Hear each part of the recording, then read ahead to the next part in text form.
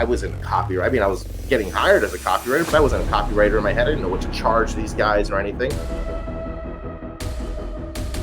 I posted one of our direct mail letters because we're doing direct mail, trying to grow our business. That's kind of why I just don't care for a lot of these folks. There's always so many ulterior motives because they're always just trying to make a quick buck. And I feel like you can get further ahead in business if you just become genuinely friends with people. And that's great. You can make some money that way.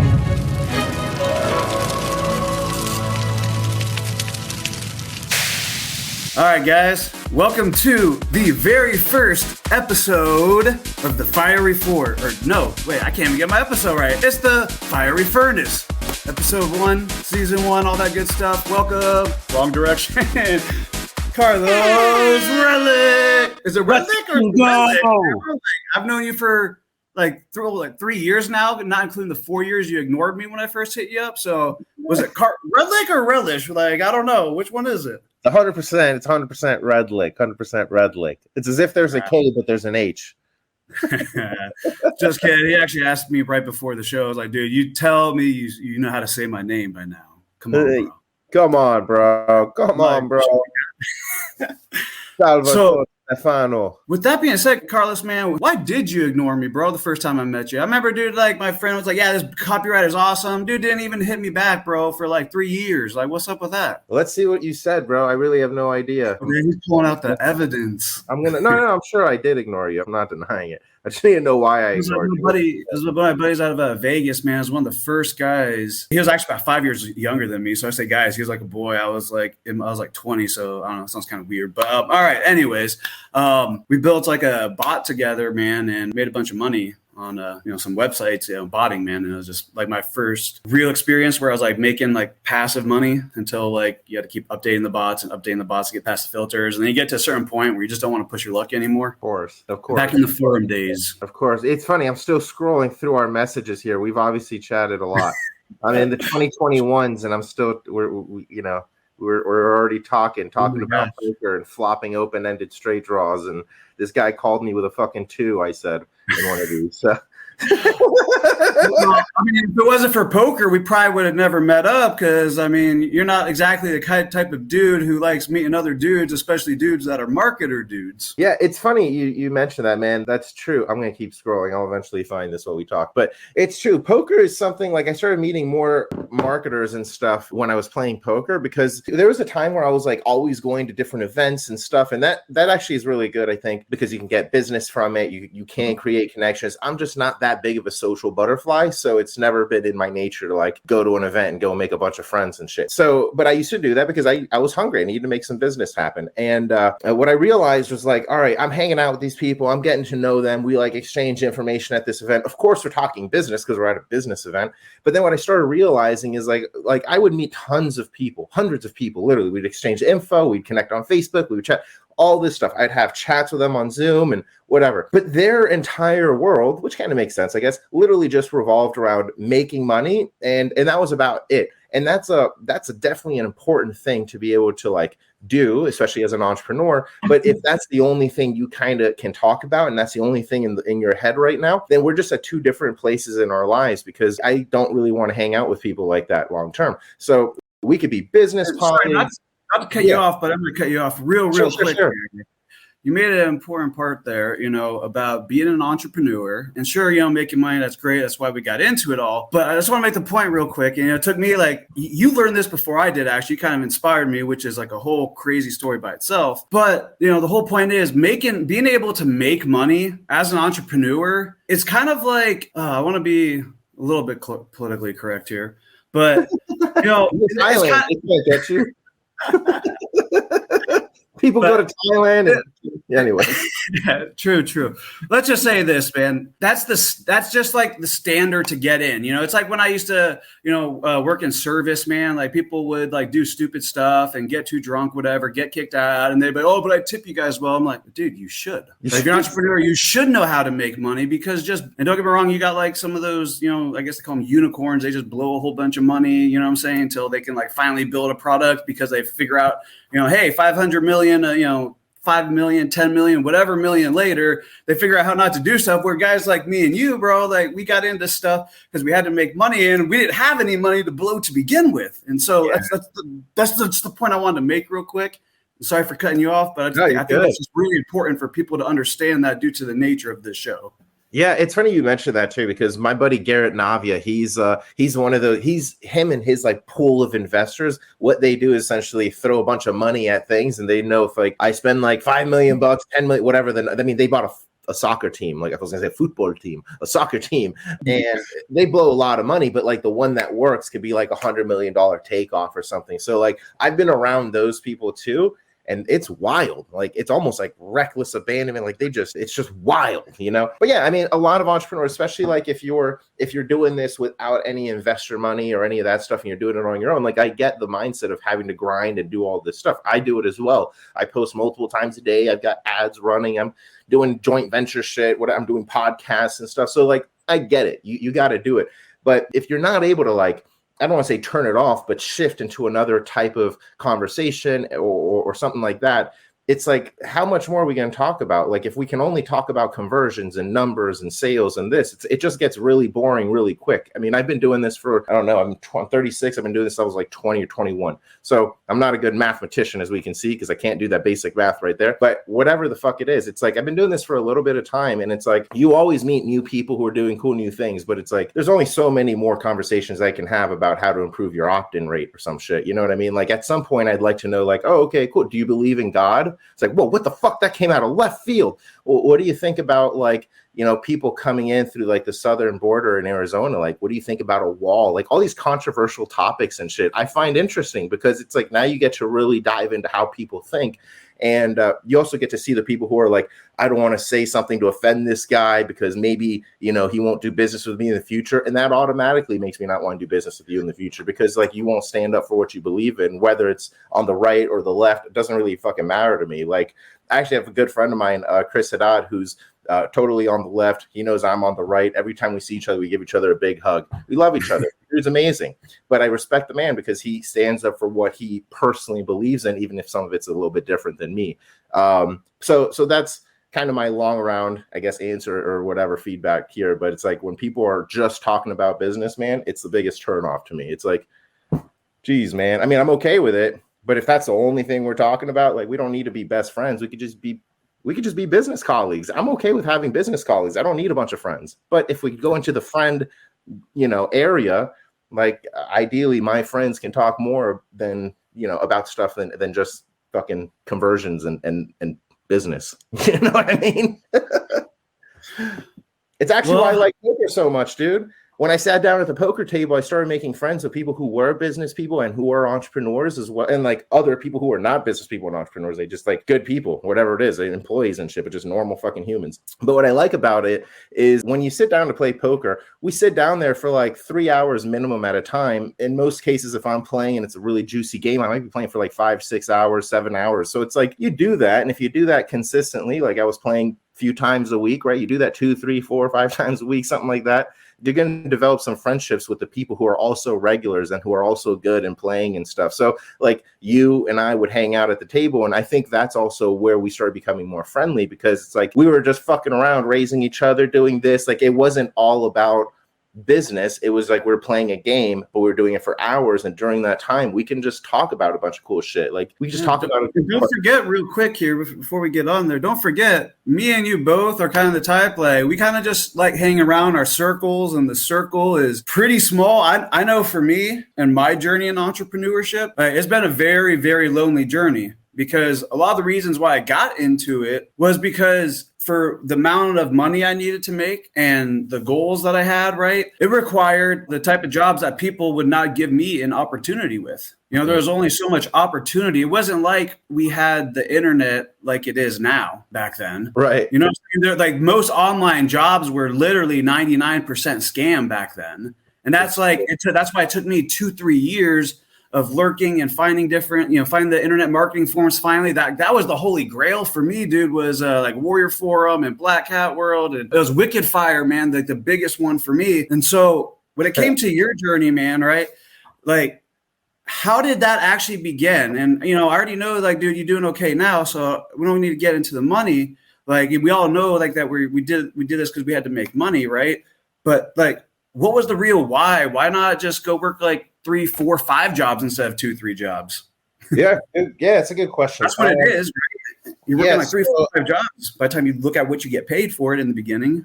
So I was a martial artist pretty much most of my life, from 12 to, I guess I started my entrepreneurial journey at like about 25. And then I was still a martial artist, but I wasn't studying out of school. I had my own. So when I was in my early 20s, I was in college, I was in university. And I I hated, first of all, everybody. I was one of the kids who went because my family thought you're supposed to go. And I was like, I'm just going to go to make my parents happy. Like, that's kind of the thing. And I don't want to say I regret it, but I should have had the courage to say, this is not for me. I'm going to go do what I know I want to do, because I knew I was going to be an entrepreneur since like the beginning of college and shit. And I just wasted a bunch of time. But when I was a martial artist, so here's, I guess, how it all ties together. When I was maybe 20 or 21 years old, I was becoming an instructor at martial art. And I was like, this is all I want to do, man. I can't see myself working anywhere else. All I want to do is train and teach people martial art. Like, that was my entire world. It had been my world for over a decade at this point. I've been doing it since I was like 12 years old. So I'm like, this is all I really know, all I love, all I care about. I've been kind of behind the scenes on the business side of the martial arts school because I worked there as well, like volunteer work. And my instructor at the time, Sifu Dwight Woods,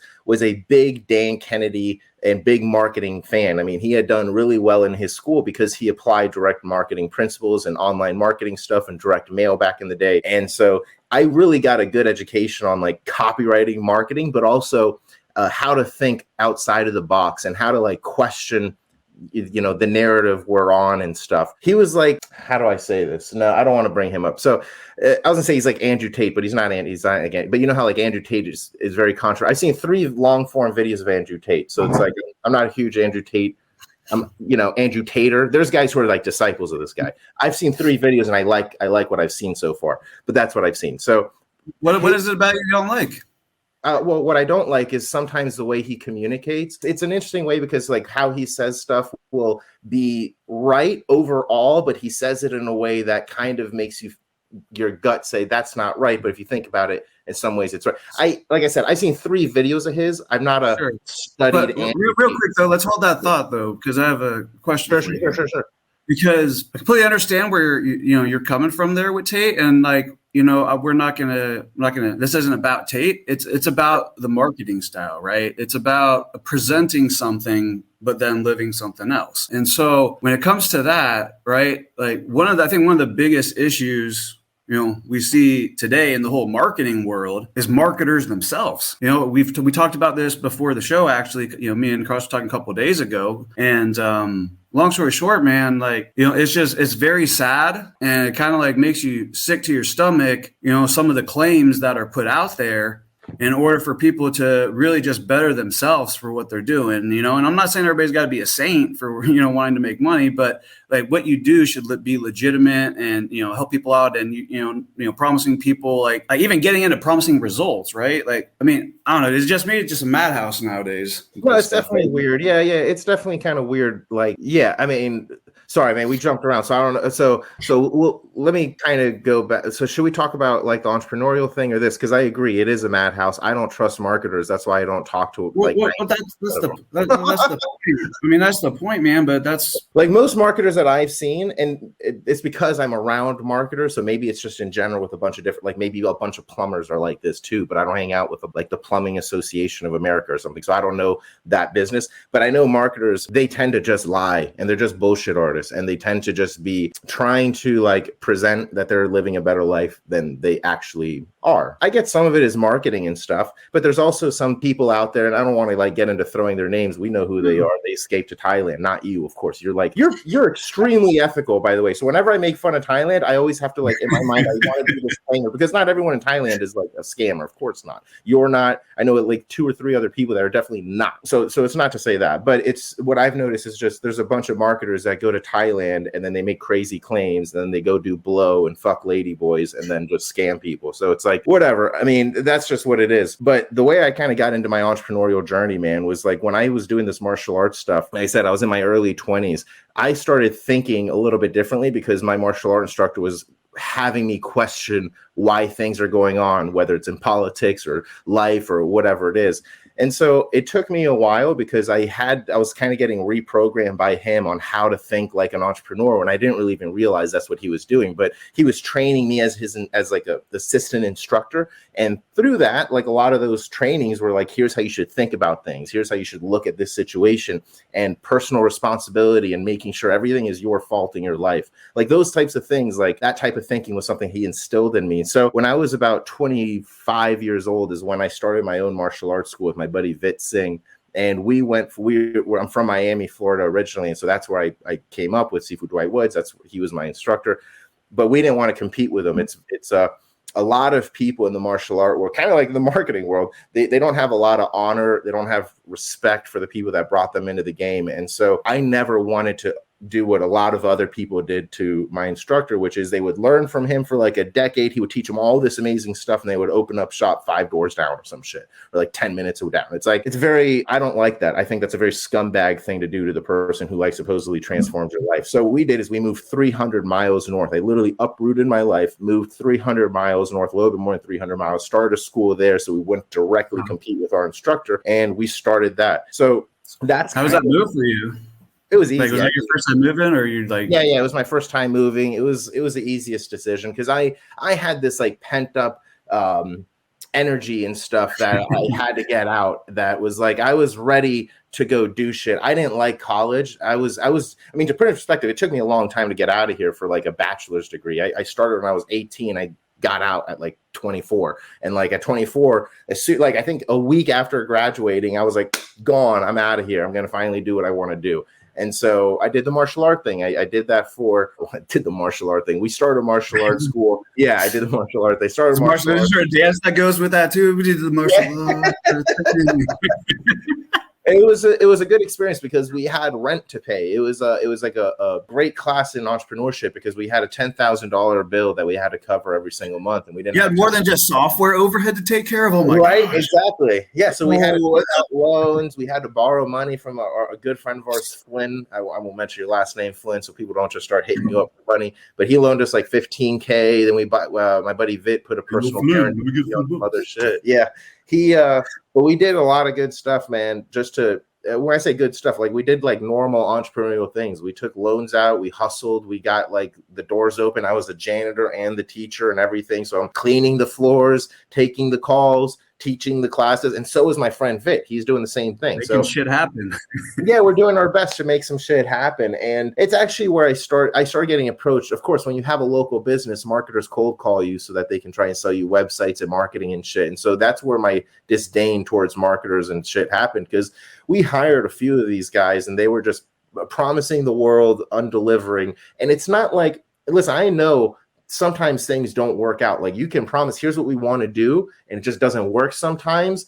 And that's just like life. But what I didn't like about it is they didn't try and make it right. Not make it right like here's a refund. We didn't need a refund. We needed them to stick with us and try and make the shit work, or like pick up a fucking phone call. A lot of these guys were just so guru'd in their own fucking head that they wouldn't pick up a call. Just random shit. It was just so ridiculous, and we weren't getting results. The communication was terrible. They would put it on us, and I'm like, dude, this is what the fuck am I hiring you for? You guys are just some fake entrepreneurs and shit. And so that's my mindset. Remember, so this is my mindset from a brick and mortar business guy thinking about entrepreneurs. And then I posted one of our direct mail letters, because we're doing direct mail, trying to grow our business. And so I'm posting shit in Facebook groups. So I joined all these little Facebook groups on marketing and business and martial arts shit and whatever. And I posted one of our direct mail letters that worked. It got us some people to come in, so it worked to a degree. And I posted in this group, I'm like, can you guys critique this and like let me know like what you think? Is it like good? How can I make it better? Here's the current results that happened. And a couple guys, a bunch of people commented with their input, but a couple guys reached out personally saying, hey, try this and try that and whatever. So I started doing that, and I started trying it. But so there were people reaching out saying they could help me. But then what was really cool is there was other gym owners that were like hitting me up also in the DM saying, hey man, can you just do what you did for yourself? But like for me, I have a gym in the UK, or I have a gym in New Zealand, or I have a gym in like different parts of the world, because it's a Facebook group. And whenever so I said yes, but I wasn't a copywriter. I mean, I was getting hired as a copywriter, but I wasn't a copywriter in my head. I didn't know what to charge these guys or anything. So I was like, yeah, I mean, I'll do it for like $100 or like $200 or something. I would just write some stuff up and they would like it. And little by little, that started becoming a real income to where I'm now actually making a little bit more money, not much, but remember, I'm taking home basically no money at the gym because we have a $10,000 a month overhead, and we actually hit and our revenue was like at $11K a month, like 10 months in or some shit, so there's a lot of struggle building up to this. And then we finally got to essentially break even. So we're still broke. But my take home on this internet marketing, I'm writing your fucking copywriting, sending you a Google Doc thing, was making me a little bit more money. And I'm like, this is crazy. I'm literally just sitting in my boxers on the floor of my apartment, because my bed is on the floor at the time. I have nothing, and people are paying me and stuff. So little by little, I started kind of moving away from the martial art business and getting really interested in this kind of online stuff. And in my head, my unique type of thing was, well, I'm a real business owner. I know what it's like to see your customers face to face, have to engage with them, take out loans to try and get a building, actually rent a fucking building, buy supplies and cages and workout equipment, do all this, get wholesale accounts, like do what like entrepreneurs do. And in my head, it's a good thing I thought this. I don't know if it's necessarily true, but it's a good thing I thought this. I just had a big ego that these guys are a bunch of fake entrepreneurs, and I'm the only real copywriter, real business owner here. I'm the real motherfucker in my head. This is what I'm telling myself. But because I told myself that, I went hard in this shit, man, because all these guys I kept seeing, and there's stuff to it. But again, I was very naive and stuff, but it worked. So there's people you can fake it till you make it. You know what I'm saying? As long as you ain't cheating people, you know what I'm saying? Like, fake it in your brain that you're already there is what that means. But people take it the wrong way. What that truly means when you're not a complete piece of crap. I mean, we've all done piece of crap things. I know I certainly have in my life. When I was younger, like I made a bunch of dumb mistakes, but those dumb mistakes is what made me want to turn my life around. And when I was 20 years old, man, getting into the internet stuff, I was just like, I was done with the life pre-internet, you know what I'm saying? Like, we learned our ways. Like, oh my gosh, like, bow down to the internet. Just kidding. It's not literally my idol, guys, for those watching. But that's what I'm saying though. Like, it's a whole, like, you went from doing like the martial art dance to the internet money dance. The internet. Yeah. Anyways, I'm not a dancer, guys, but you get what I'm saying though. Yeah. So I mean, I just had that belief in me. I didn't even think I was faking it. I really believed, and I kind of still do. Most marketers are just soft, bro. They're just soft. So that's what I believe still, but I really believed it even more because of my experience with marketers and how their mind was so different from a person who had a brick and mortar business.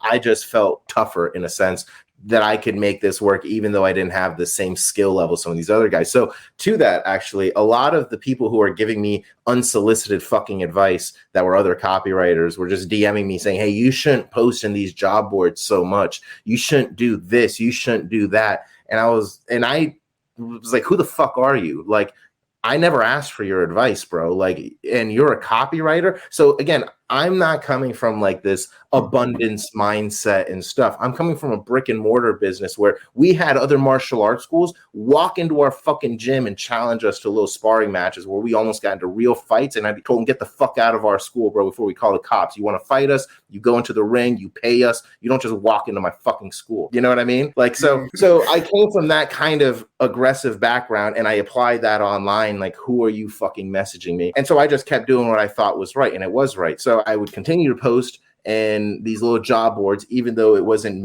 positioning me as this higher level copywriter, but I wasn't a higher level copywriter because I was just fucking starting. So I hate to cut you off, man, but you made a really good point back there. Right. You mentioned there's people in this space, right, that have been living in grandma's basement their whole life, or, maybe have had other different opportunities, whatever you call it, but they haven't been in situations where they've like literally had to watch their back in life. How do you feel that applies to your success in business, man? Like, honestly, like, do you feel like, real quick, for me, it feels like it helped me get ahead in the very beginning. And for probably the first 10 years, but then once I started to get, a little bit more ahead, like it almost kind of held me back, that almost like that paranoia and, having to worry about everything and just being so focused on the business to where I got up to like 350 pounds. I mean, you saw me before I saw you last time, man. It was been less than a year. And, it's like my life was just miserable, when we met for the first time. So what was the question? Sorry. We got two dudes who love to talk here. I'm trying my best to be the host and be quiet some here. But so the question was, how do you feel that that's played to your success in business and, what's been the downside of it? Oh, gotcha. Yeah, I mean, I think it was successful for me in business, especially starting like what you're talking about, because I just didn't listen to anybody. I came from not an abundance mindset, right? I came from like, you're trying to take my fucking market share. You're trying to take my business. Like, we're two competing martial arts schools down the street from each other. People aren't going to sign up to both of ours. They're going to go to mine or they're going to go to yours. I want them to go to mine, so I want your school to fucking burn. That's my mindset. And so I applied that online. You feel bad for them at all? No, I don't feel bad for them. This is business. Get the fuck out of business. What would you say to somebody who disagrees with that, though, who think that's being a little bit too rough and like, That's the thing. I don't give a fuck, because in business, it's like, prove it then. Like, people were telling me I was doing the wrong thing by posting in job boards. And here's where I was getting at is I made $100,000 in 6 months of copywriting as a fucking dork newbie who was posting in fucking copywriting job boards, and all these other fucking guys who are giving me advice. I don't know what their income is. So I have no idea, but I made my fucking 6 figures in 6 months. And that was like huge for me because I was on food stamps. I was almost homeless. I was broke. I was scraping by. And so if you don't agree with what I say, then that's fine. The world is a big place. Like, go do it then your way, and then go win and succeed, and then you're fine. But if your shit is not winning and not succeeding, there's going to come a time where you have to just reflect and say, maybe I should listen to some of these other people. It doesn't have to be me. Like, there's totally opposite of the spectrum coaches that are, that are very successful, right? So it's like, you can find your way to make money. There's tons of different ways. You don't have to believe like a specific way of thinking. I think a lot of actually people maybe in the personal development space or just in general in business, they think like you have to think this one way, whether it's like, I got to hustle hard and get to my goal. And like, that's like the only way to get there. And then you have people who are like, I'm not hustling at all. I'm manifesting and I'm attracting my shit. And they're doing great too. So it's like, both can work, but if I'm the type of guy who is not syncing up with these manifesting and all these types of people, like, I'm not going to try and do that because that's just not in my nature. I got to just do. I was talking to Tiffany about this not too long ago. I was like, I do my best not to scroll Facebook. Like, I'll scroll Facebook for sure. I'll give some likes and stuff, but as much as possible, I just try to post my shit because I don't want to get influence from other people. Like, I do my best when I just listen to my programs. When I just do what I know inside is right for me, then that's what I do. I listen to my future self. This is something that might actually appear very woo-woo, but it's exactly, so this is something I've done all of my life, is whether it's in martial art or whatever, I would always picture the person however many years ahead. Sometimes I'm like 60 years old in my head. Sometimes I'm just 10 years ahead of myself, whatever it is. But if I'm ever stuck in a problem, I just ask, I'm like, what would I do? What would my like future self do? And I can do that. I sit there and I don't want to use the word imagine because it's not like I close my eyes and see a bunch of shit, but I can put myself in that feeling of being that older version. And it's like, I don't know, I get this wisdom, knowledge or some shit. And I just do that. And whenever I listen to all these other people, it's not to say that their shit is wrong. It's just, it was right for them. That's what they're like, their soul, their body, their life directed them to go do. And that's why they did it. And that's why they're successful. I just do whatever.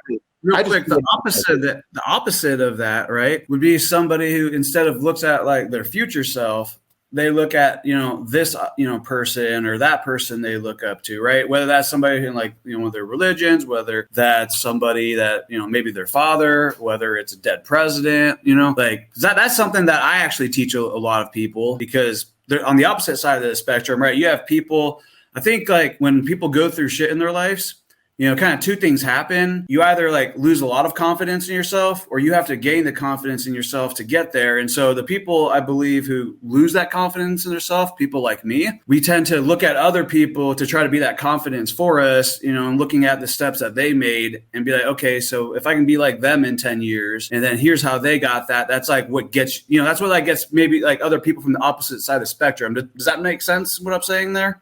Kind of. The way I look at it is I can look at other people, what they have in life, and want the same thing, but it just, I don't have to, in my at least. No, I'm feeling you. No, that's what I'm saying for you, right? Like you're able to, and trust me, man, I'm like at that point in myself. But what I'm saying is, okay, says one of my things, I've had a lot of perspective, in my life, and you have too. But I'm saying like me in my own personal life, I've been like the super prideful, arrogant dude who had it all going for him. That my dad, he did well when I was younger till he got hurt and stuff. But then when he lost everything, I went from like this like super prideful, kind of arrogant, like living on the beach, dude. And my dad was like multi-millionaire, but he did, he made six figures back in his day, and but he had kids. And the point I'm trying to make is I went from like up here to like down here, right? To like where I just felt like I was the lowest person in the world. I had no confidence in myself. And what I'm trying to say here is that there's certain people who they can pull inside of themselves in order to become who they need to be. And that's ultimately where we all need to get to a certain point. But we have the two sides of it where you have, people who see it from inwardly, and then people have to look outwardly in order, to get past those hurdles, if that makes sense. Yeah, I think you can do both. Like I look at people who have so I'll give you a good example. Justin Brooke, I love what I see him doing. So Justin Brooke is a marketer online. He's got ad skills, or the guy who started ad skills. I think Leanna Ling is the CEO. Anyways, great people, great company. Love working with him, love talking to him. But when I see Justin, he's like living his best life. He's got maybe I'm wrong now, but he's got like some nice property, a nice land in like the middle of the wilderness and shit. He's got like a cabin house set up. He's got his shit paid off for the most part. I think he said he's like living his best life. Like that's my life that I want to go to. I bought 40 acres of land, but I haven't developed on it yet. So like when I see what's stopping you? Just priorities, just not a priority. I bought the land not to live on it or build on it, but to shoot, hunt, and do illegal things on. That's really it. I mean, they told me they're like the closest police station, fire station, medical, anything is about 60 miles away. So if you're here, it's outlaw country. You're literally on your own. I was like, fucking take my money. Sold. I like that. But anyways, but when I see that stuff, like I'm not trying to replicate Justin's step-by-step approach on how he built his business to accomplish that stuff. I just know I like that inspires me, and now I can just look inward and say, how am I gonna make that kind of reality but more fit like what I want? Because I don't want exactly what he has, but I like that type of stuff inspires me. So I'll look at that on the outside and I'll say, okay, well, how do I get there? And my gut reaction is, for better or worse, is not let me go look at how he's actually doing it. I'm sure that's a good idea. It's just not what I do, and I don't really care to. Like my mind just goes to, well, I can just do what's right for me. And anytime I followed my gut in the long run, it's always worked out. My life has always fallen in place. I've never gone without whenever I followed my gut. It's just, and so maybe that's what it is. I just have so much trust in myself because of whatever experiences of failing, because I failed a lot, but I just have a lot of trust in myself. And that's not maybe a teachable thing.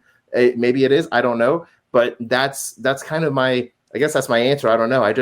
I look inside, man. I follow my own advice. So you mentioned earlier that, there's times where people basically, where you followed their advice, and it's basically let you down. Is that what you're saying?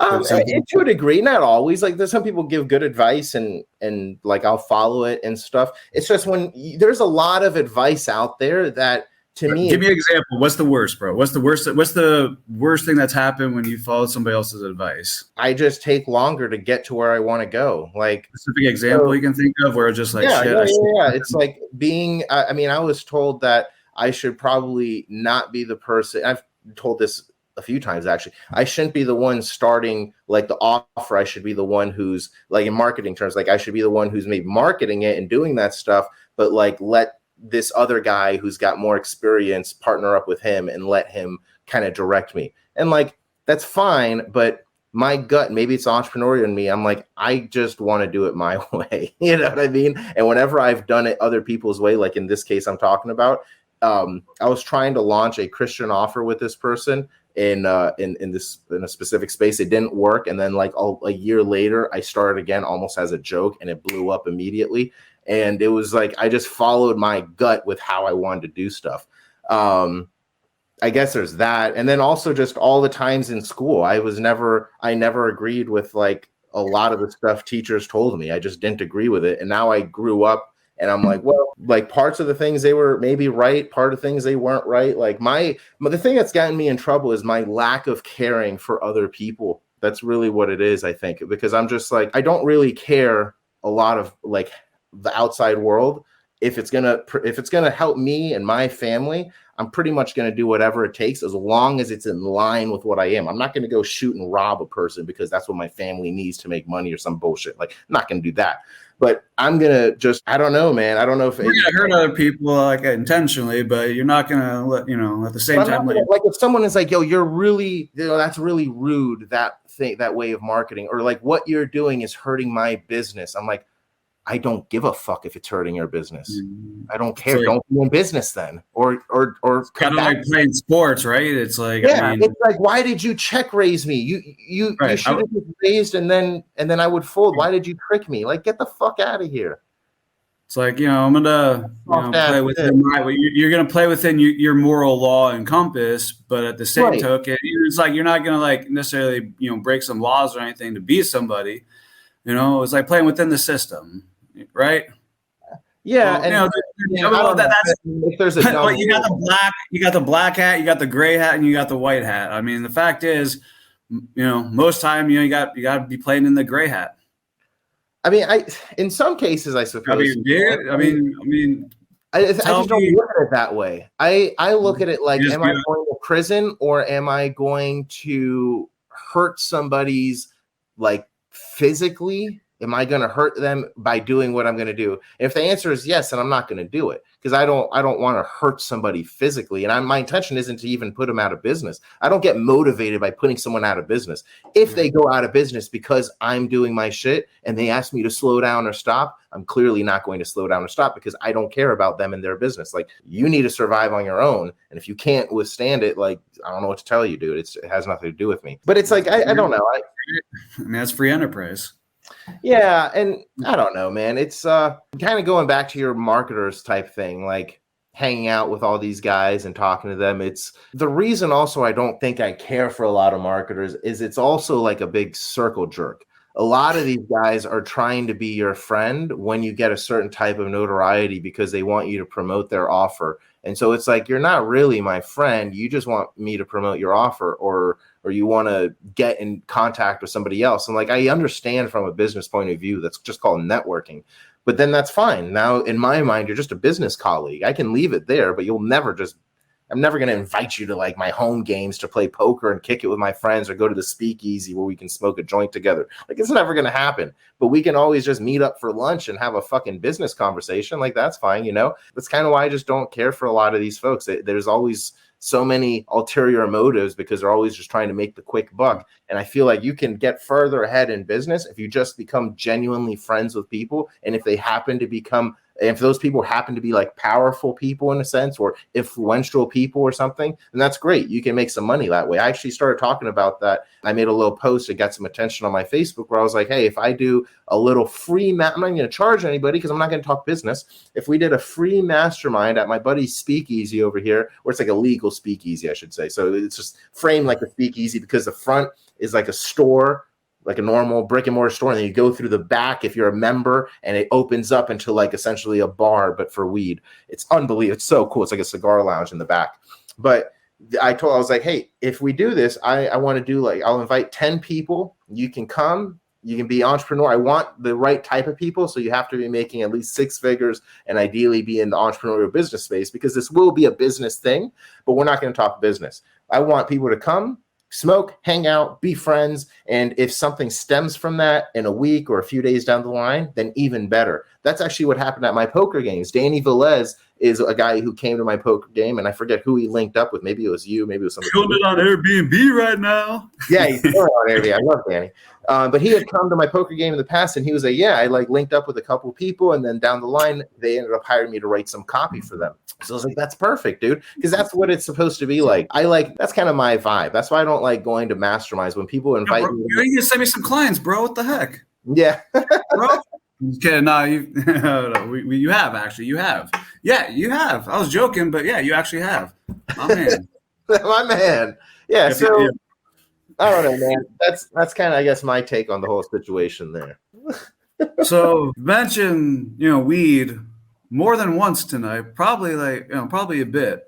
Sure. How has that played in your entrepreneurial journey in general, man? Like, do you feel it's been incredible? It's been the best. It's been an asset. It has not been a liability. As you can see, I have an aggressive mindset, like the way I talk, maybe the way that's my mind. This is how I operate. And so if I just don't smoke weed, I'd probably, I don't know. I wouldn't not be happy. I would be happy, but I would probably, how do I say it? I don't know if the right word. I might be a little bit. I'm sorry, what did you say? You wouldn't be your normal jolly self? I would be jolly, but I would be much easier. Irritate isn't the word, because I'm not mad like if I don't smoke, I'm fucking angry. No, you're just like a few degrees less. More aggressive. Like, yeah, like I'm just a little bit snappier. I'm much snappier, much faster, much snappier. Like, I'm just way snappier at shit. Like, if I couldn't even give an example really, but it's like I'm just snappier with stuff. With an idea, if someone comes with an idea, I'll take action on it right then and there. But the reason I don't think these things are always good is if you're like that 24/7, you're going to get a lot of shit done, 100%. But I like, one of my priorities is my family, and so that's not a good quality, in my opinion, for being a family man. Like, it's a good quality because you can go out. You're like you're trying to hunt and get some food and get some fucking money in and all this shit. And that's great.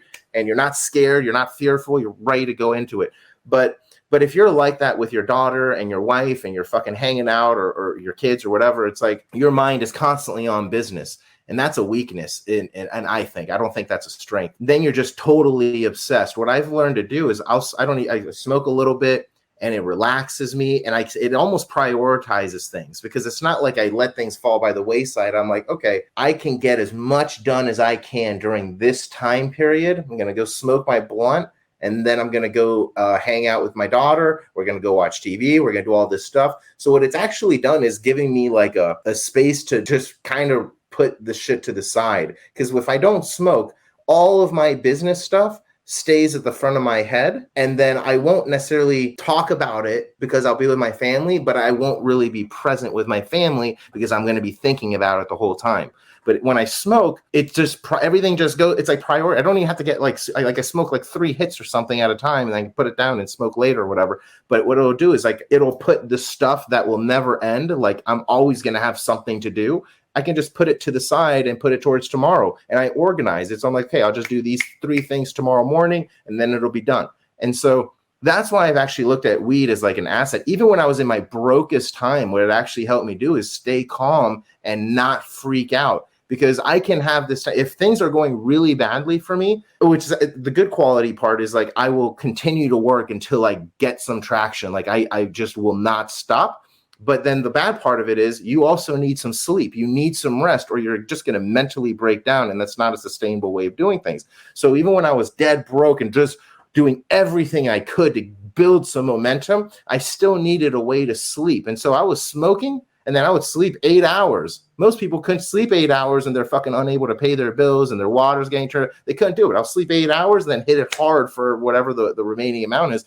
And so anyways, I love like weed. I think it's a good thing. I think it's like anything that you shouldn't abuse it, right? If you smoke like 20 blunts a day, you're probably not going to want to do anything. So typically what I do, like I haven't smoked yet today. What I'll usually do is I work until 2 p.m., something like that. And then I smoke my joint. And then the rest of the day is essentially all for my family. Smoke break with the lunch break. Yeah, that's it. Hey, I smoke and then I have some lunch. I also sometimes don't I don't have breakfast. I've started doing that like intentionally because I like how I feel. I don't know if it's a good thing healthy wise, but if I don't eat until like 2 or some shit after my blunt, I have this agitated, pissed off, ready to kill thing. And I love the feeling. And then but then by 2, I don't feel that way. Yeah. Lion, tigers, and bears, oh my. Sheesh. I'm not loud and like super loud about it. I'm just quiet, but my mind is working and like absolutely. It just doesn't. It won't turn off. No, it makes sense, man.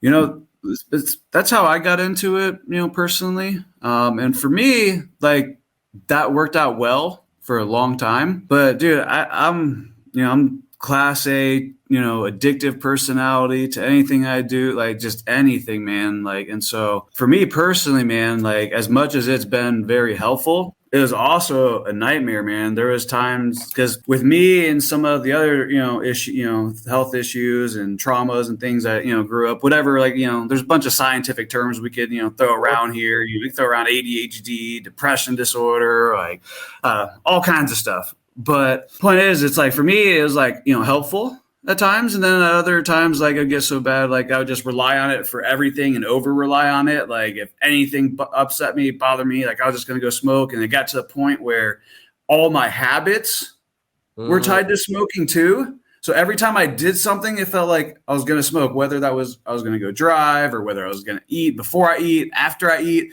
smoke before I smoke. Like before you smoke, do you have like if you didn't smoke beforehand, did you have like a angry feeling or an agitated feeling or any of that type of stuff? Or no? Well, I'm about to get into that actually. So I'm glad you brought that up. So that's how it was before, right? But the thing is, I was just literally, overdoing things and then, not like drinking enough water and a million other health complications on top of it. So it wasn't like it was just that. But what drove me crazy was because I was like, okay, like, there's periods of my time where I'm just like, I'm going to be completely sober. And there's times where I've went, multiple years, right? And I've had to come to find with myself, like with weed, for example, like I just went like about 3 weeks, without smoking weed, and which was great, for me, for somebody who was just like smoking all the time, all day, 24/7 to the point, like I said, everybody who knows me knows I was huge at one point. Yeah. You've lost tons of weight, 100+ pounds, dude. You look great. Appreciate it, bro. One day I'll be as good looking as you, but I'm not waiting around to see how long till that happens. And maybe when I grow a beard one day, it's getting there though, But the point I'm trying to make is, and the big reason why I'm doing this podcast is because of balance. Like I've learned, like with everything when it comes to my health, because I've been on this huge, health, nut. Like I've been a health nut for the last year or so, and I kept getting healthier and healthier, but I kept having headaches still, and like other problems and pains. And so I was like, man, I'm like super healthy. I'm working out, all the time. Like I'm drinking enough water. My blood's good. This, that, the other. I'm like, well, it's the ADHD. And so I went from, going into conventional medicine back to Ritalin and everything, which then if you're taking Ritalin, then like to get to sleep, they want you to take Xanax at night. And so I wanted to not be ignorant of like the Western medical, because I went very hard to like trying everything natural. Long story short, come find out the headaches and everything. It was John Mitchell, actually. He posted something about like your nose and allergies, could be devious symptom. Allergies, turns out that was my problem. So hallelujah, like 99% of the time, my headaches are gone now. And so I thought like, weed was causing all these problems. Come to find out, it really wasn't the weed, although weed was causing a problem because I was smoking so much. It was all these other things. And so now it's like, I've also learned that if I like try to kill myself and just be like, because for me, it's important to try to be as like natural as I possibly can to, for longevity, for health, and just to feel good as like basically be the optimal version of yourself. And to be the optimal version of yourself, feeling good normally is important because like we're saying here, when you don't feel good, when you feel a bit agitated, when it's a bit too much, that's when we can snap on people. We can hurt people's feelings, make the bad decisions, wrong decisions, because like our senses, they're like basically overloaded, right? And so the point, I'm trying to make is, we're very complex, like humans, like we're very complex beings. And just like, like a car or a ship or a boat or a business needs to be maintained a certain way and needs certain levels and indicators. We have all these feelings we get, like all this pain, joy, pleasure, smelling, seeing, all the, these thoughts that we get, headaches. It's all indicators telling us something's right or wrong. And just because something feels bad doesn't mean it's bad for you. It's just something's just because something feels good doesn't mean it's good for you, because what matters is balancing all that stuff out to understand, in simple ways, hey, I ate this many calories and this many macros and this type of food. But people don't look at, for example, like that food that you put in you, what are the qualities of that food and how does that affect my vitamins, my electrolytes, different minerals. And when we're eating different types of food, right? And whether it's food, whether it's, weed, whether it's a pill that you're taking, whether it's water, every time we put something in our body, we'll just focus on that right now, putting stuff inside of us, you're altering, the different chemicals and sometimes even the DNA inside of you and the way your brain works and the habits that you have. So it's very, very complex. And the point I'm really trying to get to here is we're all very different in the way that we've been raised, or some might say, programmed, right?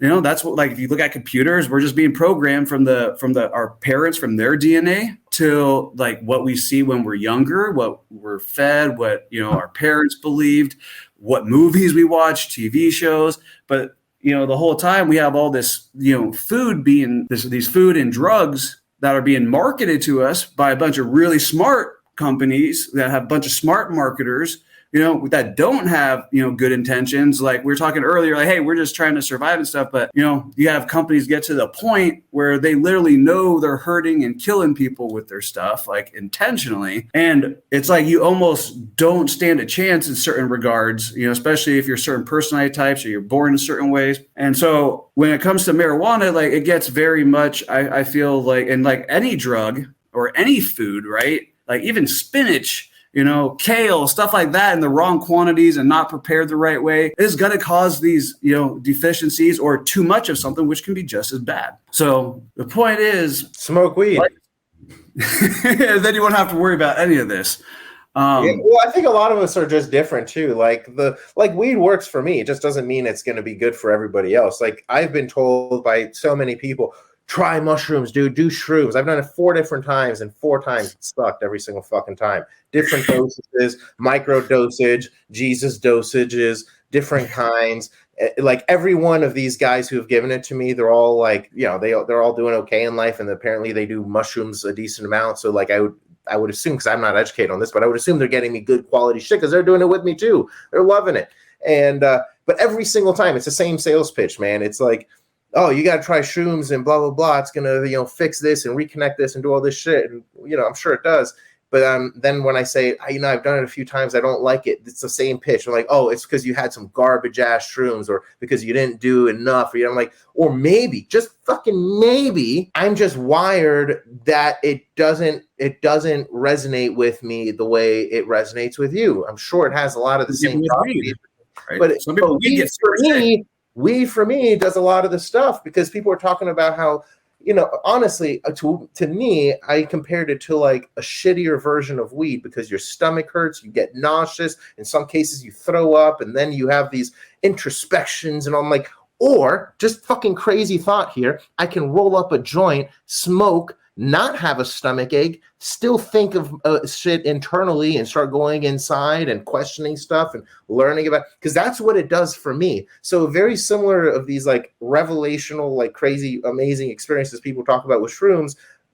I have those same type of, introspective moments and shit, just smoking a joint, and I don't throw up and my stomach doesn't hurt and it doesn't feel uncomfortable because, isn't a mushroom like fucking poisoning you? So whatever, there's like these receptors that I've seen. Like I thought it was really interesting and I really got into it because that's why I tried it 4 times. I wanted to actually get into this. I've heard so many amazing benefits, but it's just not for me, man. It's just not for me. But it's for the people who it's for. It's just like a lot of people who smoke weed will be like, oh my gosh, it's great for everybody. Everyone should smoke weed. Nah, not at all, man. Not at all. The same thing with the mushroom guys.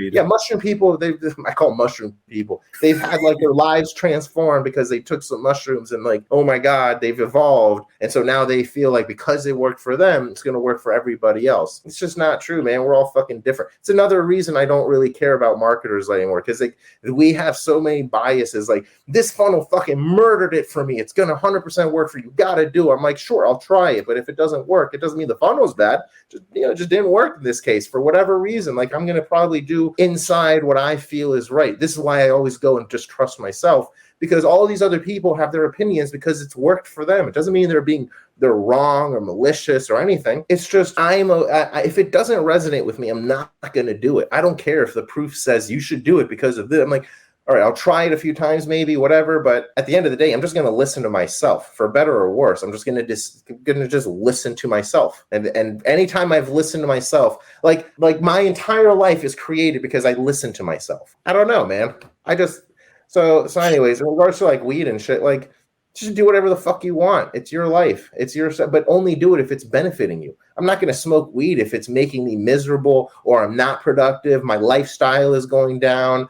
I'm not going to do that. I've been told, I don't know, I would assume it's true, but my family, my mom, they all told me I have a very addictive personality. Whenever I would start something or try something, if I liked it, I'm going all in, baby, all in. So maybe that's what happened with weed. I don't know. But I kind of have that addictive personality from what I've been told. And I would think so, but it's not with everything. Like I don't drink alcohol. I'll have a sip of alcohol on a holiday, essentially. Like any holiday, I'll have like a rum and Coke or something. It's very rare that I have it. It's just very rare. I don't think I've ever seen you drink. Yeah, it's very rare. It's very rare. But I'll smoke a joint. Like I'll do that for sure. Like, I mean, that's just like waking up every day. Yes, but well, I don't know, man. I just think a lot of people don't listen to themselves enough, and if they did, they're gonna run into some tough spots. But if they keep listening to themselves, and maybe if they can learn to listen to their more evolved version of themselves, that works well. Like I don't listen to my current advice. If I'm in a bad spot, when I talk about like I'll pretend I'm like talking to my future self or something. I don't like that future self is a different person than me. They look different. They may have some more wrinkles. They may have some more gray hair. They just, in my mind, they're just a different, more mature. They're usually a calmer version. Like I can clearly picture my older self. And I just asked How'd you learn that? I don't know. Maybe through martial art, because I've always been told to look inside. I've been meditating. I stopped meditating a while ago, but I went through almost a 10-year period where I was meditating every day. I would go to this Thai temple in Miami and meditate with the monks, and they would show me a walking meditation. I would donate like bags of rice to them and shit. It was like, it's kind of whatever. So donate some bags of rice, and they teach me how to walk, basically. So I was learning some like walking meditation, and I'm not like an expert in I can't explain all this shit, but I was trained, and I was trained to just sit here, learn to breathe this way, and just do your best to just focus on your breath. And I just did that. And so at some point, I don't know when, I stopped breathing and it was nothing. I would just breathe and I would talk to my higher self, because I would just it was like I had a guide, and the guide is myself. It's not some external person. And so I've always just listened to my gut. I shouldn't say always, but maybe in my teenage years to maybe not even like later teenage, early 20 years, and like beyond, I just started to really trust myself. Is that what faith is to you? Like, is that like kind of like basically like the religion that you were taught, or do you believe in anything higher than yourself? Like, what do you believe in? Like, what is, do you believe in God? Is like I don't. I mean, I believe in. It's hard to explain because it's all theory. Like I don't actually know. But what I don't believe it's like a white dude with long hair looking down on us saying, if you do bad, you're going to this fiery pit called hell. And if you do good and do what I say, you're going to this nice place in the clouds called heaven. I just don't believe it. It just doesn't make sense to me. So I don't believe that. But what I do believe is that we are all connected in some way. Somehow we're all connected. It's why we have similar thoughts. Like there's times like we all have these group thoughts and shit. And it's like, how does that happen? It's because I think we're all connected in some way. So I was talking to my buddy Jesse Elder a few days ago, and it was a very interesting conversation. But one of the things that I also believe in, it's like, what we think of more often will actually happen.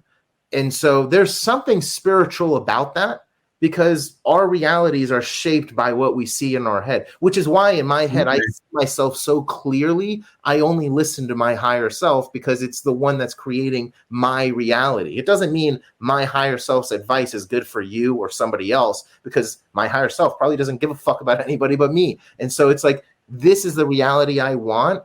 And so this is just what I think about most often. And what I was talking to Jesse about, and I don't do this, and I'm going to start doing this more, but he, like, I think we were talking about, like, just basically constantly visualizing what you want, because that is what's going to happen, like, in reality. I remember when I had a martial art test, it was like a big instructor Muay Thai test and bullshit, whatever. I was very scared for months. I was training for 6 months for this moment. It was like a fight, basically, and I had to not get beat up and not get fucked over and all this crazy shit going through my mind. I was super scared. And what I did, because I was so used to meditating with these Thai monks, is I would just sit down every single day, and instead of focusing on my breathing, I started focusing on, and my instructor told me to do this, actually, Sifu Dwight Woods. He told me to do this. He's like, just focus on what that fight is going to be like. Just run through it. Just sit there and literally go minute by minute and just imagine it. Just really focus on it. And so I did that. I did that, and so this is a funny point. There's, in my imagined scenario, when I'm getting like tested and in this little fight thing that goes down, one of the situations that happened as I'm thinking about this in my house on the ground, just closing my eyes, thinking about it, was the guy is going to throw a right punch. I'm going to scoop it under, and I'm going to throw my knee into his fucking stomach. So I was going to wah and just throw a knee into him. So that, it just came into my head. This was one of the scenarios, and that's exactly what fucking happened. It's on video. And that was one. I mean, a lot of other shit happened, but like, one of the things that happened was that punch came, and I saw it in slow motion. It couldn't be any slower in my mind, because I just seen it so many times before, and it was a perfect, scooped his fucking right cross under my armpit, and at the same time threw my right knee into his fucking solar plex. And that how old were you? 21. 21. So was this like one of the first times when you've really like saw one of your visualizations like really happen the way you imagined it? Was it like that profound, where it's like almost like a life turning moment, like where you just like, man, life turning moment? Not necessarily a life turning moment. It was one of those. It was the first time it happened in like that kind of situation where it was like a punch is coming or a kick is coming or something. I like imagined that. Before, we never really imagined anything. Like when we would meditate after class, because it was a thing we would do, is like you'd meditate after class, and it would be like for 20 minutes to an hour, just depending on who's teaching, really. And so I just, for those who's not familiar, or there's like a lot of ways of meditation, like what does meditation mean to you? I don't know. I'm not a guru, but what I did is what I did is I just sat there and focused on breathing in through my nose and out through my nose, not out through my mouth, not any in through my, nothing like that. It was just focusing on calming my heart rate down, just chilling out, and that was it, and not falling asleep, because sometimes I would meditate and put myself to sleep because I was just so relaxed. I would just fall asleep. So that's all it was. I wasn't like getting very esoterical with it. I just knew it was you were good. Trying to open up your third eye. Yeah, I wasn't even trying to do any of that stuff. I mean, I'm not saying these things don't exist or don't happen. It was just, I was told that this is good for you. And because I listened to my martial arts instructor, especially back then, I had trusted him, and I still do, but I trust him so much that if he said jump, I would just assume it's for the right reason. So I would jump. I wouldn't question. And so as I got older, I started questioning different things. But I think that time period of whenever, up from teenage years to like my early 20s, when I was just meditating all the time and stuff like that, it was just doing what I was told. And I think it allowed me to sit in place for 20 minutes to an hour and just try to not think of anything. Like I remember at first I would close my eyes and all these thoughts were coming through my fucking face or into my head, and I couldn't stop them and all this stuff. And I was like, how do I stop it? And he told me, he's like, just let it happen. Just let it come. Eventually it'll move away, but just focus on your breathing. And as it comes, it comes. Don't even try and fight it. Just let it happen. And so I would do that. And feel the emotions and the thoughts, right? Just let them go. Yeah. It was just let it happen. It's not a big deal. Just let it happen. And so I like that. And then when I would go to the Thai temple was about 20 or 30 minutes away from me. And it was Thai monks from Thailand that were there. So never seen one before. Couldn't tell you. I'd never seen one before, bro. You haven't seen one before? They're all walking around in Thailand. It's not even in Florida. It's all over like Florida, man. Just a man. But anyways, all right. So I'm interrupting you, man, but you made a really good point earlier. I don't want to forget it. You had mentioned, man, we just kind of skipped over it, that we're all connected. Like, what does that mean to you? Like we just like, What does that mean? I mean, We're all connected. I just believe we're all connected. I mean, it wouldn't shock. So like this, how much I think it wouldn't shock me, even though I've never seen it possible. I've never seen it done. It wouldn't shock me that like communicating through thoughts or whatever the fuck is possible. I don't know what that's called. Tele some shit. Yeah. ESPN.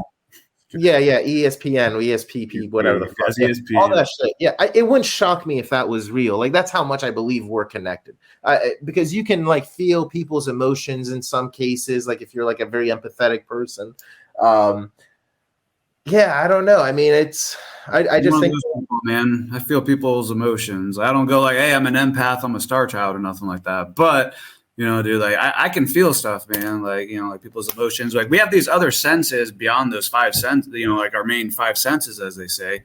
Yeah. But those five senses, those are just like the powerful ones that are external that, really like, and that's what we're being overloaded by all these, I just call them, systems of, they're really to me systems of slavery, but without going deep into that, the five senses, right? They're constantly being overloaded, especially nowadays, right? With TV, mobile phones, TVs, you got, same thing with like, your taste, you got foods, you got these drugs, like everywhere, right? Everything's like better than like pretty much a long time when it comes to like, how powerful they are to like, control people, right? And so long story short, dang, I forgot where I was going with that. I did it to myself. That's terrible. There you go. Yeah, man. I don't know where you're going with it either, but yeah. Well, the main point is, go back to, we're all connected, right? And so the point I'm trying to make here is we're all connected here, but like, so let's say that, whenever we intentionally hurt somebody, right? Like, would you say like we're so well connected that that'd be, if we hurt somebody else, we're hurting ourselves in the long run? Now I'm talking about real hurt. I'm not talking about like you hurt my feelings. I don't think so, because then I go into extreme situations. If a rapist raped someone I care about, I'd be okay with them dying. I would be okay with hurting them. I wouldn't think that's a negative thing at all. Burn that motherfucker at the stake. So it's like, I don't know. I mean, I think it can. Like if you are willingly doing some evil shit, like if you just see a random person, you hit them in the fucking face, like that's pretty mean. That's probably going to come back and bite you in the ass. Like, yeah, I think that. But I also kind of like, maybe we're karma too, if you think about it that way. Like, why did I randomly pick this motherfucker and hit him in the face? What did he or she do in their fucking past lives or in their last month that I randomly targeted them? So that type of shit is also kind of a weird, it's fun to talk about, I think, too, because like people are like, well, this happened to you because of bad karma or something. And I don't know anything about karma. So it's like the people who are like scholars on this are going to be like, you're fucking wrong. Like I probably am. That's not how the contract works, bro. Yeah, but like that's how, like when people are like, if if like the karma shit came back to you because you did something wrong, I'm like, yeah, maybe. But if we follow that logic, let's say I just walk out right now and just see a random person because I saw them first, I deck them in the fucking head and just knock them out. What did they do to have me randomly target them? If we follow that logic, then I can just do that to anybody, right? Because I would only target them if they're bad people and they're attracting me to them to do this to them, right? Because bad shit only happens to people who've done bad shit. Like, I don't know.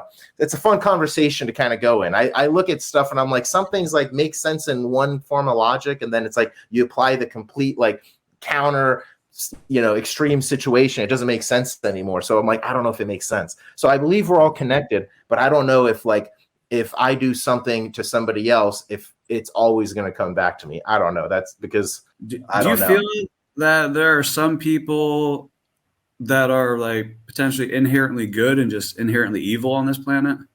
Like there's like, you know what I'm saying? Like people like that are just better off without, and people that deserve to be here. So I think, unfortunately, that there are people who I think we're born good, because how can we be born evil?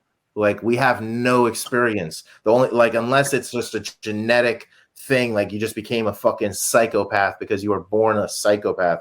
But even so, there's got to be even psychopath. You have good psychopaths. I was going to say that. Yeah, that's exactly what I was going to go. When you actually look at the definition of psychopath, it just means you can't feel emotions. And that, once again, there's somebody who's going to come in as a scholar, but generally speaking, yeah, that's what they are. But you got some who once again, right? I just because somebody doesn't feel certain emotions, right? It doesn't mean they're actually a crazy killer psychopath like Dexter or something like that, which, well, then you get into vigilante versus a good guy. Because he's right, bad guys, and he's a psychopath. So, right, a bad guy or a good guy, that's it's an powerful. That's a profound series, Dexter.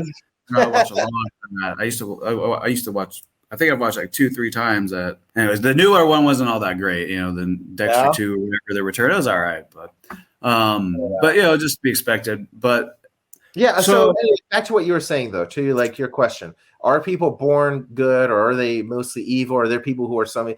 I don't think there's people who are just born evil. I think it's through they're just born to shitty parents, and they haven't learned whatever lesson they were supposed to learn from having shitty parents, and so they just became shitty people. So that's good. So people aren't just excused the rest of their life from something happened to them because they were a kid? No, of course not. Of course not. But what do you feel about those people who, I guess, did have horrible things happen to them, right? And they just, it's like, it's sad because it happened to them, but as like, at the same token, it's like, you can't forgive certain behaviors either in society. You know what I'm saying? Just because they've been through something. What's next? Like, what's next, man? What's next? Okay, so all this shit happened. You got fucking some crazy shit happened to you. Bad stuff happened. Okay, well, what's next? Like, what's next in the story? You get to dictate it. Well, I mean, that's basically where we're at, in the United States, at least, if not the world right now with these kind of subjects, is what's next. I mean, that's where the world's coming to. It's, it's like the whole going back to business, right? Like, everybody can't get a trophy and the world sustain itself. Yeah, but I'm talking on a personal level. I'm not talking about the world and shit. You asked me, like, if I believe people if there's naturally good or naturally evil people here. I don't think there's naturally evil people. I just think that there's people who haven't learned their lesson, and so they became evil because they were born into an evil situation.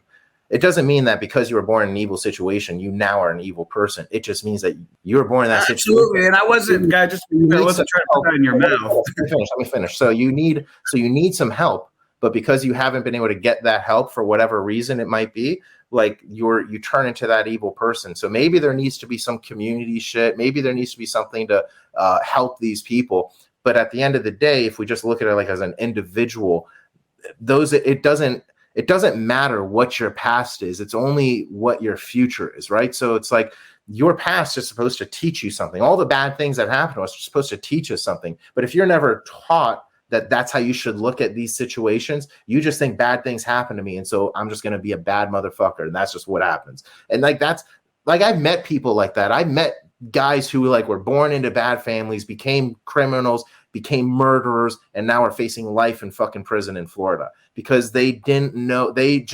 I remember talking to them when I was in high school and before they became real legitimate murderers, and they became murderers because they didn't think it mattered. There was no big deal. Their dad was the same way in a fucking island down in the Caribbean, and then they came here, and then whatever. It's like they were never taught to that this is just a lesson so you can get over that battle. They just accepted it. And so that's an unfortunate thing. Maybe what needs to happen is if we have schools still, then maybe in schools we need to teach people not necessarily just about math and English and shit like that. We need to maybe have them learn how to daydream a little and introspect and look at the lessons in life. Like those are real life skills that aren't being taught. So again, big answer, but I don't think there's people that are just evil. I think they become evil and stay that way maybe when they become adults, but they weren't born that way. They were just an innocent kid who got fucked and got put into a bad situation and just never grew out of it. Ultimately, that's why extreme ownership is so important. It is, man. Yeah, it is. I think extreme ownership is good. You got to be able to take your responsibility for stuff. If you can't take responsibility from it, you can't learn and move past it. It's not like taking ownership and saying, now I'm a bad person or now I suck. My life sucks because all these bad things happen. No, you take the ownership so you can move through it, right? It's I've never been to an AA meeting, but you hear on all the TV shows, the first step is admitting you got a problem. You know what I mean? You got to just admit it first. You got to be able to come to that realization. Well, exactly. If you don't realize you're stuck in that fiery forge, bro, it's getting hot. You got to take accountability and start walking through to get to the other side. Otherwise, you're going to burn to death. And that's what happens to people, man. They burn out inside their brains. They go crazy. They go insane because they can't figure out how to properly balance their life, or they choose not to. I think this is where a lot of people who are into like shrooms too, like there is a case to be made. Like a lot of people who have done like microdosing, which is why I was interested in it too. It's like they're able to like rebuild some connectivity in their brain and all this shit. They're introspective. And so I think when you start looking inwards during these times, you start asking yourself, why am I like this? Why do I get snappy for this reason? Or why do I am I a pushover in this case or whatever? And you start thinking about all these things. And that's like the healing journey. Once you start understanding why things happen, you start realizing why you are the way you are. And then you can start adjusting. You can say, is this really who I am? Or is this just who I've been for a little bit? And then if you can, you just imagine what your future self looks like. And is your future self the same person as who you are now? And if the answer is no, that gives you a direction. You may not know the step-by-step way to get to that future self or that evolved self of who you are that you see in your head. But as long as you can see that person, it gives you a light at the end of the tunnel and kind of a direction to go in, even if it's going to be, up and down a little, you're going to run into roadblocks and all that shit. But you've got a general compass telling you got to go this way. And that's where I think a lot of people need to learn how to do. Because then you trust yourself more and you also become less susceptible to bullshit and scammers and con artists because you just trust yourself. You're like, I don't align with that, bro. Don't feel it. Sorry. Gotta fiery force, baby. Fiery force. You gotta understand, people have to understand. The sooner they understand this, the better. This body we are in, I believe that we were created. Not everybody believes that, and I respect that. But whether that, to me, whether you believe, it's God, whether you want to call it the truth, the absolute, the divine, right? Whether you got, there's, Allah, there's a million names, whether you believe it's a programmer, that's outside of the metaverse or something like that, outside the quantum that programmed us. For me, I've seen that there's just like too much out there that just like, so there's so much intelligent design and everything, no matter where it comes from. And it's like, we have the most magnificent, bodies and mind, on the entire planet here that we, any beings that we know of, what I'm saying, like have like proof of. Sure, there's people who talk about, all kinds of like the reptilians, and you got like, what is it? I don't know. You got like, what's that? You believe in aliens? Not in the traditional sense. I personally believe they're more of like, what we call fallen angels. Just basically deceiving mankind is probably the simple way to put it. But get on that subject. And that's why like communication is so important in general. And we all miss on this. We're all terrible communicators, by the way. I don't care. Especially if you're speaking English, you're a terrible communicator just because of the language itself. But it's like, and that's one thing, that I've really learned, man, is I've like looked into a lot of different faiths and beliefs and world history and all these different things. And I've come to the fact that so many of us are saying a lot of the same things, and there is differences, but for the most part, a lot of people generally believe in the same thing, but we're so stuck on somebody's using a different word, or they have a certain color of a skin, or a certain, religious type, or whatever it is, to really look past all those labels and really see the heart of the matter that's trying to be communicated, and not just be so hung up on what you believe is the right, interpretation. And it's like, even if you look at, for me, right, which I'm, like I everything for me, basically the start was the Bible, right? And so when you look at the Bible, even along professed Bible believers out there, it's so splintered, it's ridiculous. Like, why would anybody want to believe what we believe when we can't even, get along between ourselves? You know what I mean? And I think that's the kind of communication is like one of the ultimate balancers in life. Because if you can communicate with somebody, you can see that a lot of us are really seeing eye to eye. We just don't have the time, and because we're being overloaded with all of our senses and pain and like time that's on us, right? Because like time's like it's taken away for everybody. You know what I mean? It's like It's hard to balance all that and give people the actual time they need to actually understand somebody, and that's why we in business niche down or specialize in jobs and things, so our communication can be much better and easier and simpler. It's like in your family, right? Like, what's something that you guys do that's unique that, no other family does or talks about. Maybe it's a nickname, something you call your kids. You know what I'm saying? Maybe it's like there's a certain time of the day or certain rituals you have as a family. I spend time with my daughter. People don't do that anymore. So plain and simple, right? That's me, I guess, right? I make sure I prioritize to spend time with my daughter. I saw some of these fucking dorks. This marketer is like, you got to work all day. You got a kid? Dude, your kid's going to love you if you fucking, you come in at midnight, wake them up for 8 minutes, say, hey, daddy wants to read you a story. And then they're going to remember that because they're going to remember daddy woke them up to, I'm like, you're right, for sure. Or you could just be a fucking good dad and spend more time with them other than 8 minutes a fucking day, you douchebag. Like, were you a doctor? What are you doing? Like, what is, it's like, what, yeah, what the fuck? What, that's such a bad, anyways, that's the type of shit that I see being pushed out. So like, I laugh at it and I'm like, if you don't know who you are, I could see why you would easily get sucked into that way of thinking. And maybe that's right for some people, right? Maybe that's right. Cause we all create our own realities. That is 100% not right for me. So it's like, but I could see how some people who don't really know who they are and don't have like a themselves guiding themselves, I guess, like they would fall victim to this type of shit and they would waste the most important years of their kids' lives. It's like, you want to hang out with your fucking kid, like, or let's say like right now, when you have kids, like when they're babies, they want to hang out with you and shit. They want to hang out with you. They want to do all this cool stuff with you. And then if you're the type of parent, which I see all the time, I see it at a park. When I take my kid to the park, I put my phone down unless I'm filming her, but I put my phone down. I actually walk with her. I hang out with her. I play with her, all this stuff. Other parents are just on their phone while their kid wants to play with them. They're like, okay, go play. Like, stop fucking bothering me. I took you to the park to go play. Meet kids, go play. And that's what they're doing. And it's like, I look at that and I'm like, that's interesting, because then when they're 16 or 17 and you want to hang out with them, they're going to say, no, I'm on my phone. Get the fuck away from me. I'm on my phone. I don't want to hang out. Are you kidding, bro? They're going to say that anyway. Maybe. I don't know. See, I don't know, because I've been around enough teenage kids that had a different upbringing where both parents were active in that family and they didn't send them to school and just say, all right, go to school. And these kids did go to school, but they didn't just say, go to school and then I'll see you fucking for 5 minutes before you go to bed.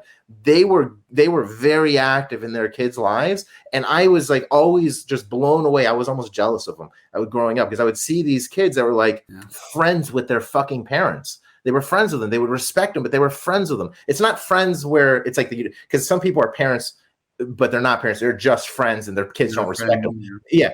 No, these kids wanted to hang out with their parents. Like, they chose to do that. And they were fucking teenagers. Like, no, let's go hang out with my dad. He's going to go take the boat out, or he's going to go do this. And it's like, that's really cool. When all these other kids that I know were trying to get away from their families, these guys had built such a solid relationship with their kids because they were always in their lives, always doing stuff with them. And those kids, like, even now as adults, now they like still call their parents probably every day, most like, I don't know, but I would assume, because they're that close, that tight. And so I don't know. I mean, I'm guessing at this shit. We're all figuring shit out as parents, but I don't know, man.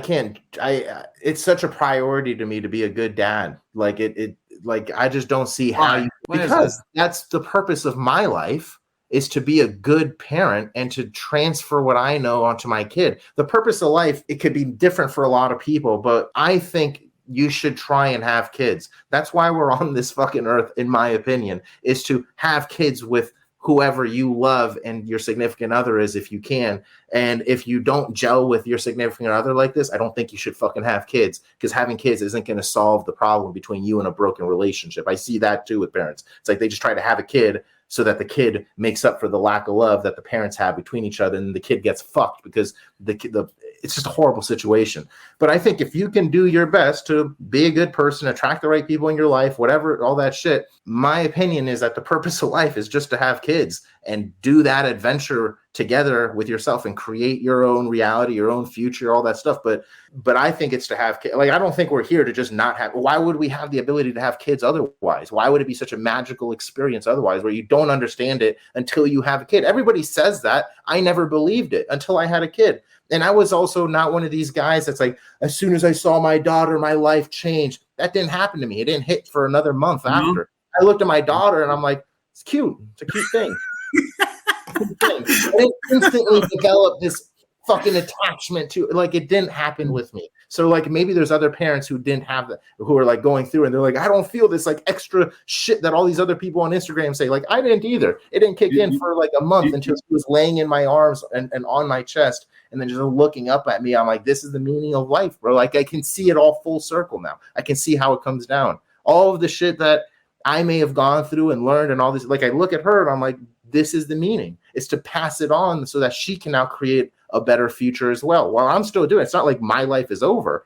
It's just, it's very different, man. If you talk about it with people who don't have kids, they may look at it like, that sounds miserable. So you only live for your kid. And it's like, you don't live for your kid, but your kid is like, you created that. You created that. It's like your business times a million. You know, some people's business is talk about like your business is your baby. That's so sad. Your business is not your baby. Your business is supposed to fund your lifestyle. You should be able to sell your business like this if you have the fucking opportunity, because it's a cash grab. That's how I look at business. Business isn't who I am. It's the thing I do to do the shit I do in my life. Like I do business so I can create an income to live my life. I don't do business so I can just be a businessman and live my life as a businessman. Like that's not my reality. That is just not it at all. And so that's why I also don't gel with a lot of people who that is their reality. That's all they talk about. That's all they want to do. It's like, good for you.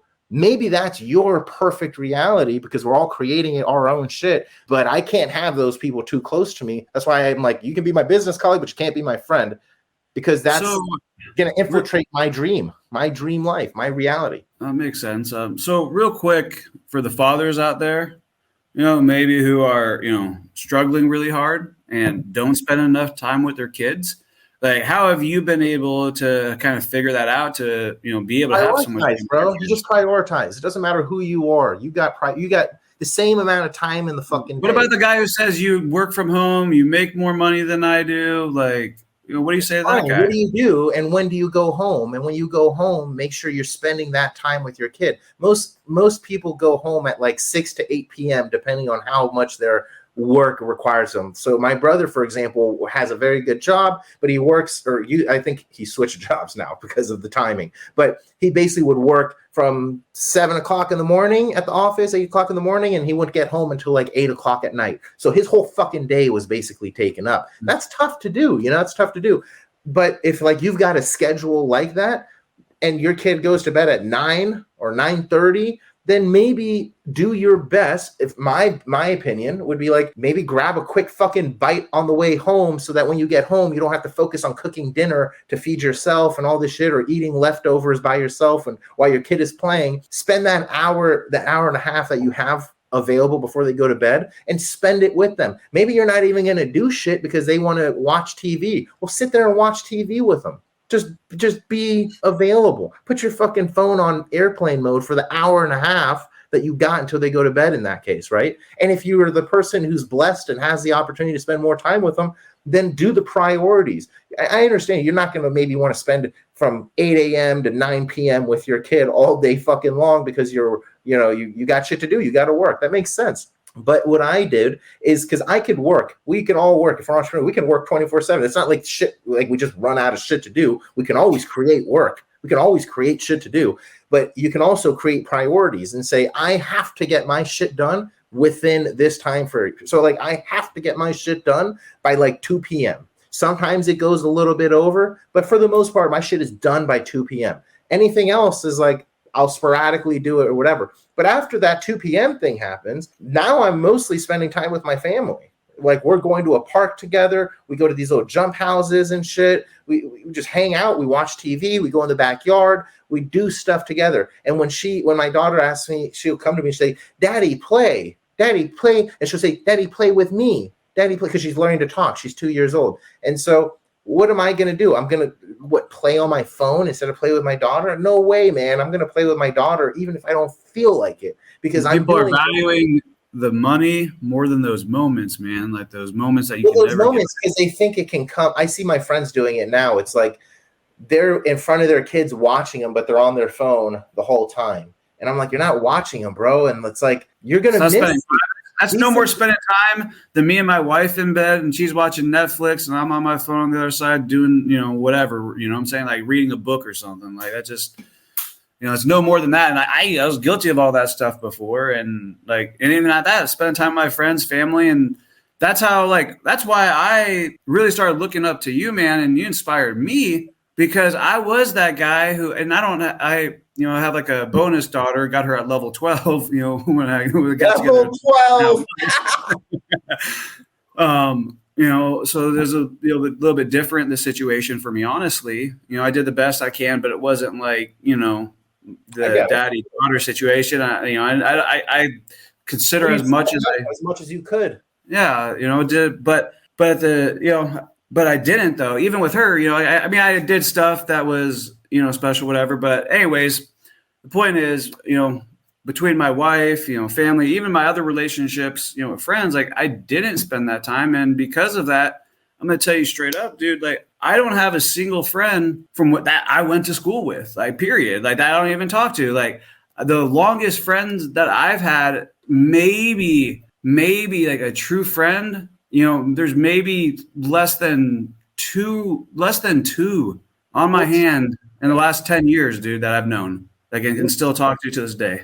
Yeah, true friends are rare, bro. It's not you don't need a lot of friends, bro. You just need a few good people. You remember talking about it. I do that with my friends too. I don't do it too often because then it loses its actual value. But one of the things I like to do is if I think of somebody, I just send them a message. I just send them a random message. If they pop into my mind, this is because I think we're all connected. If you popped into my mind randomly when I wasn't fucking thinking of you, what's going on, bro? And so I just hit him up with a message. I did this. I've done it with a few people. I just did this one for my good friend Jordan. I've known him. We reconnected recently, a few years ago, and I showed him how to start an online business. He blew up a Shopify store in a good way. He blew it up profitably, doing really well, all this good stuff. But I've known him since I was under 10 years old. So I don't know, 8 years old, 7 years old, something like that. We're 36 now, and then I went through a period of not talking to him for over a decade, and then we reconnected and whatever.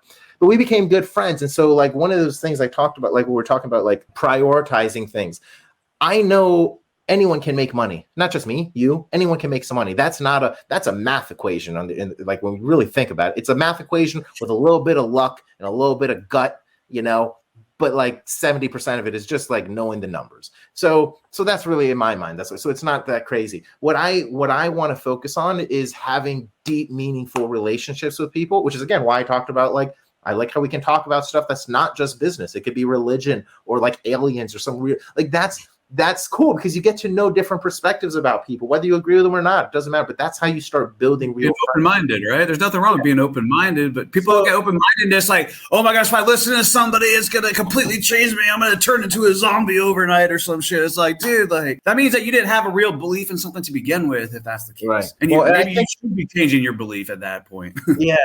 You got to just reinvest in the things you want, right? So my friendship with my buddy Jordan, who I was just talking about. So I'll play this for you. He randomly popped into my head. I wasn't just for some reason. And so I had to send him a message. So sometimes my friends get these. What up, bro? I hope you're having a good fucking day, a good night. I guess it's another time zone over there. So have a good night. I just randomly thought of you and, go roll those nuts up off the ground and kick some fucking ass, bro. Good luck. And then he hit me up. He's like, I love you, man. I kind of needed that. And it hits me because I'm you never know where people are in life and how they're feeling emotionally. And something might have just happened and hit them. And it's it's always good to be able to have a friend who can just shoot you a message without any ulterior motive other than being bro, I thought of you, just wanted to make sure you're good, essentially is the message, right? I don't think a lot of people do that anymore. And so a lot of people are losing close friendships. They don't have close friendships. They don't know what it's like. They have Facebook friends and they think they're real friends. It's not, man. Close friends are people you can just call up and say, hey, bro, I love you, man. I hope you're okay. If you can't say shit like that, you don't have a fucking friend. You have an associate, a colleague, an acquaintance, some person But I think if you want friendships, you have to be able to do these types of things because that's not a normal thing for me. I don't talk to people this way usually. I love you, bro. I just thought I don't know. But if I feel it for a second, I thought of you, I'm going to do it because I value the relationship more than I value the awkwardness it might create. You know what I mean? Just got to be able to invest in your friends. And that's wrapping up here. That's exactly why I started this podcast.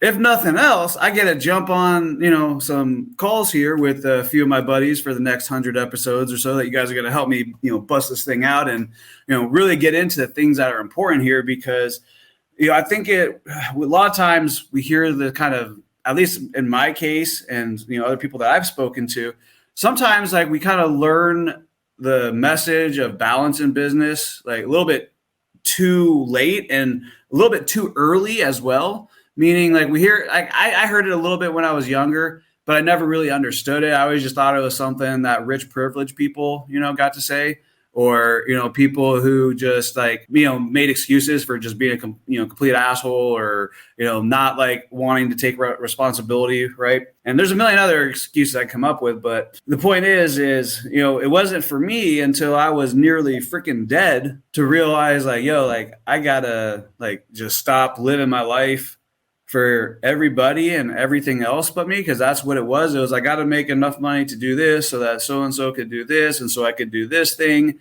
right? It was very much so like, that's what I told myself at least. But the fact of the reality, dude, it was very comfortable to be freaking, working 10 freaking 15 hours a week, hardly doing nothing, having all this staff, throughout the years, like learning how to, because first 10 years I'd made nothing, but the last 6-7 years, I just learned how to build and scale businesses to where I could have, dozens of employees to be able to do all these things and be able to really take it easy, right? Which is like nice and all, but all that stuff like just nearly killed me. And the truth was like, I was just afraid of learning who I am, kind of like we were talking about earlier. When you were young, you learned like, about like how to meditate, in the way like, just listening to your breath and having something to do with those feelings and emotions. And for me, I was just feeding myself everything I could to push those feelings and emotions out.